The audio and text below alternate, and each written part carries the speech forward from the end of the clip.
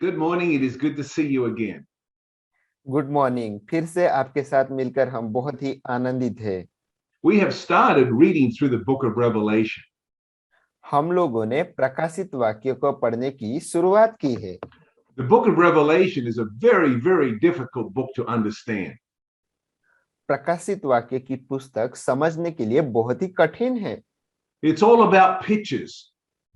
और ये जो पुस्तक है ये सारी चित्र के बारे में पुस्तक है। And John was given these visions of different pictures, and we have to understand what those pictures mean.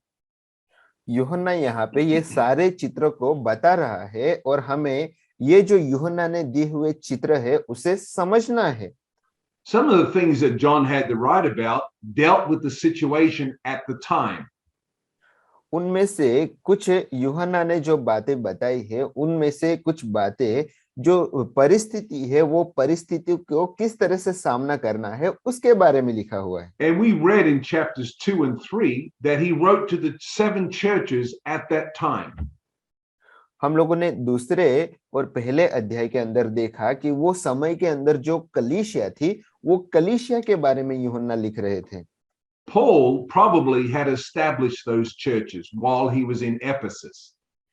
Ephesus के दौरान पाउल ने वहां पे जब समय निकाला तो वो समय के दौरान ये कलीसियाओं का निर्माण हुआ था। But John probably also visited those churches, so he knew them as well. यूहन्ना ने भी ये सारी कलीसियाओं की मुलाकात की थी, इसलिए यूहन्ना वो कलीसियाओं को जानता था। Paul was either in prison in Rome or Paul had passed away during this time that John was writing. यूहन्ना जब ये पत्र लिख रहे थे वो समय पे पाउल जो थे, पाउल शायद रोम में था या शायद पाउल की मौत हो चुकी थी। John was the last of Jesus' 12 disciples that were alive. और ये यूहन्ना जो है, यूहन्ना प्रभु यीशु के 12 शिष्यों में से आखिरी बचा हुआ परमेश्वर का चेला था। The best way to understand the book of Revelation is to think about it like it's an art gallery. और ये जो प्रकाशित वाक्य है उनको समझने के लिए सबसे अच्छी बात यह है कि ये हमारे लिए एक लाइब्रेरी के समान हो। When you walk into an art gallery and you look at pictures on the wall, you study those pictures and then you move to the next picture and you study that picture. और जब कभी भी आप चित्रालय में जाते हो तो वहां पे आप देखते हैं कि वहां पे एक चित्र लगाया होता है और उसको देखने के बाद आप दूसरे चित्र पे जाते हैं। वैसे ही आपको ये पुस्तक को समझना है। And in the book of Revelation, there is about 10 different pictures. ये प्रकाशित वाक्य के अंदर यहाँ पे 10 अलग-अलग प्रकार के चित्र पाए जाते हैं। So it means that when you study one picture and then you go and look at the next picture, it doesn't mean that they all follow one another because they're all about different topics. जब कभी भी आप वो 10 चित्रों को देखते हैं और एक चित्र देखने के बाद दूसरा चित्र देखते हैं तो उसका मतलब यह नहीं होता है कि पहला चित्र होने के बाद ही दूसरा चित्र होता है। ऐसा नहीं है, क्योंकि सारे चित्र को अलग-अलग वहां पे रखा गया है।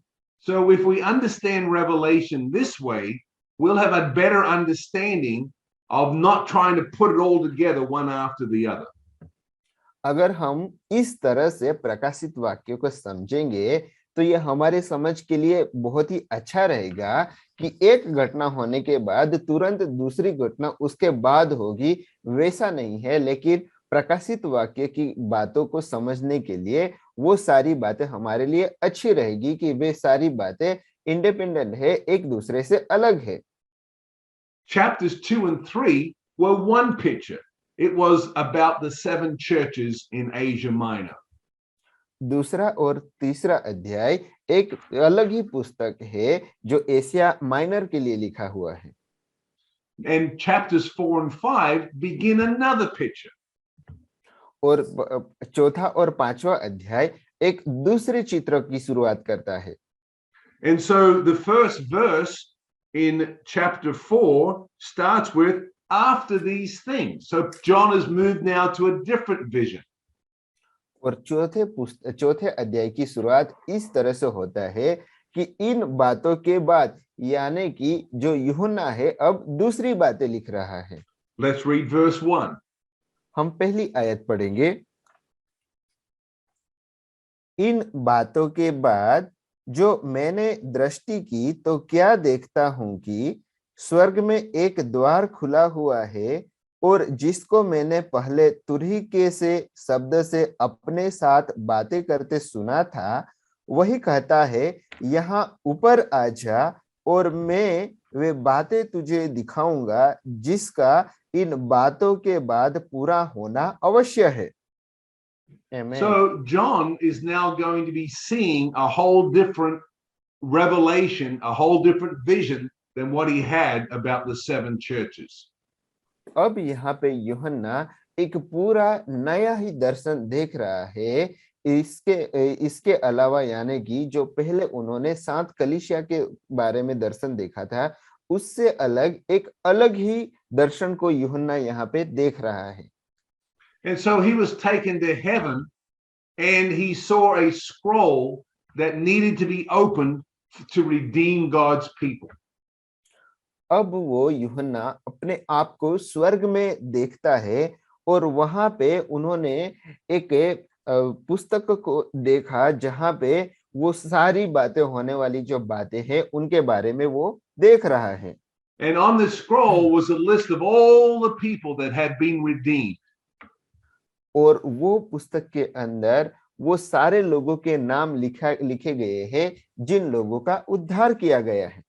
Your name is in that scroll. आपका भी नाम वो जीवन के पुस्तक में लिखा हुआ है। But nobody was worthy to open that scroll to read those names. लेकिन उनमें से कोई भी लायक नहीं था कि वो पुस्तक को खोल सके। The scroll had 7 seals on it. और ये जो पुस्तक था उसके ऊपर 7 सीलों को लगाया गया था। Those seals had to be removed so the scroll could be opened so they could read the names of the redeemed. और वो 7 ताले 7 सीलों को खोला जाए और उसके बाद वो पुस्तक को खुला कर सके और उनमें जो बातें लिखी हुई है, जो उद्धार पाए हुए लोगों को नाम को लिखा हुआ है, उन नामों को पढ़ा जाए। Let's read verses 2, 3 and 4 of chapter 5. हम 5वें अध्याय की दूसरी, तीसरी, चौथी और 5वीं आयतों को हम पढ़ेंगे। फिर मैंने एक बलवंत स्वर्गदूत को देखा जो ऊंचे शब्द से प्रचार करता था, इस पुस्तक के खोलने और उसकी मोहरें तोड़ने के योग्य कौन है? परंतु न स्वर्ग में, न पृथ्वी पर, न पृथ्वी के नीचे कोई उस पुस्तक को खोलने या उस पर दृष्टि डालने के योग्य निकला। तब मैं फूट फूट कर रोने लगा, क्योंकि उस पुस्तक के खोलने या उस पर दृष्टि डालने के योग्य कोई ना मिला। And so John began to weep, it said there in verse 4, because nobody was worthy to open the scroll. और यहाँ पे हम देखते हैं कि यूहन्ना वहां पे रोने लगा, क्योंकि कोई भी व्यक्ति उस पुस्तक को खोलने के योग्य नहीं था। We needed a man to open the scroll of all the people from the earth. हमें एक ऐसा मनुष्य चाहिए जो ये पुस्तक को खोले और वो सारे नामों को बता सके। So the only one worthy was a man, the Son of Man, also the Son of God. और सिर्फ एक ही मनुष्य जो योग्य था, और ये परमेश्वर का मनुष्य, परमेश्वर का पुत्र था। Let's read verses 5 and 6. हम 5वीं और 6ठी आयत को पढ़ेंगे।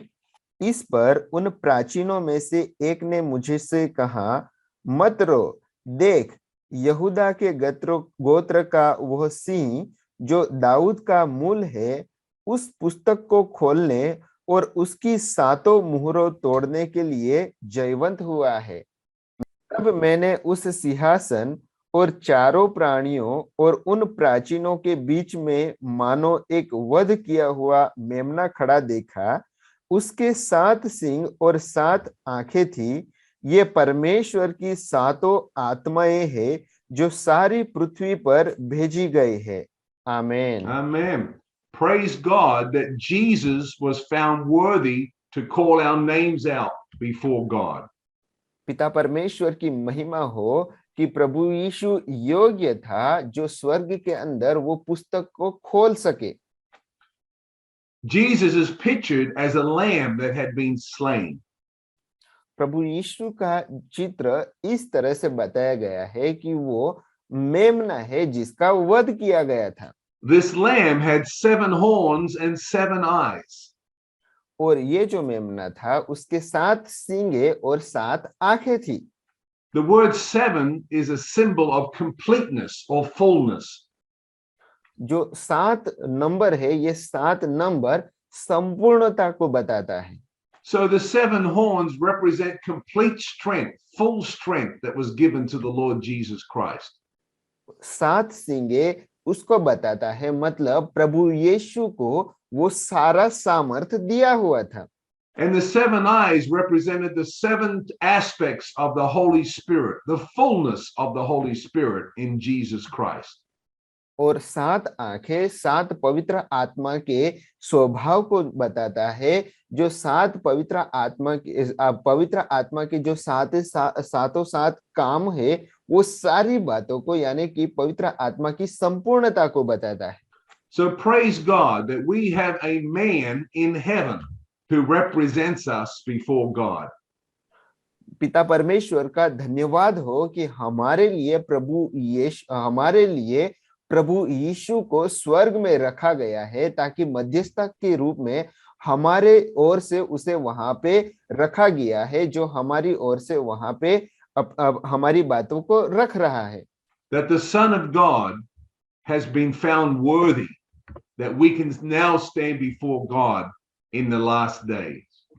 परमेश्वर का मनुष्य जो विश्वास योग्य है, जो परमेश्वर के सामने हमें प्रस्तुत करता है।